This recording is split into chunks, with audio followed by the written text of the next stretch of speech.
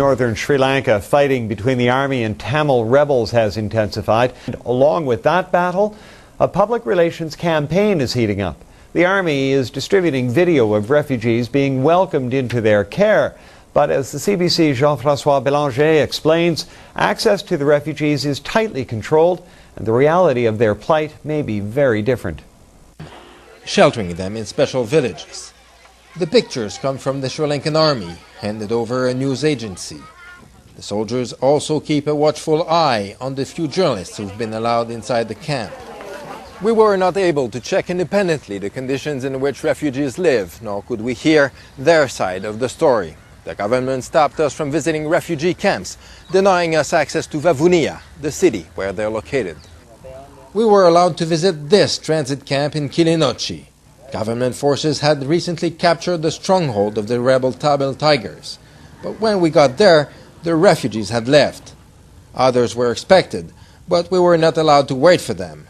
It won't be possible enough because still the checking, everything is going on in forward areas. This Sri Lankan official says the government is limiting visits out of respect for the refugees. They are not being like in a zoo. You can't allow people to go and take photographs.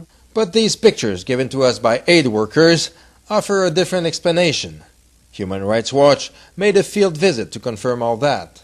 These are camps that do not comply with any requirements of the international law when it comes to the displaced persons. They keep behind barbed wire and guarded by the military.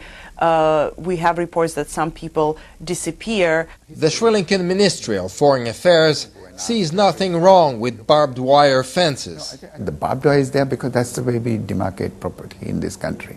You do not want thousands of people going into that area and cutting down the trees. But the Center for Policy Alternatives condemns the relief camps. The Sri Lankan NGO says they're like detention camps.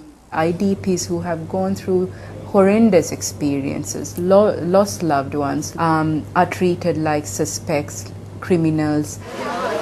Authorities here say more than 50,000 refugees have fled the fighting in the past few months, yet we only managed to meet one during our 10-day stay.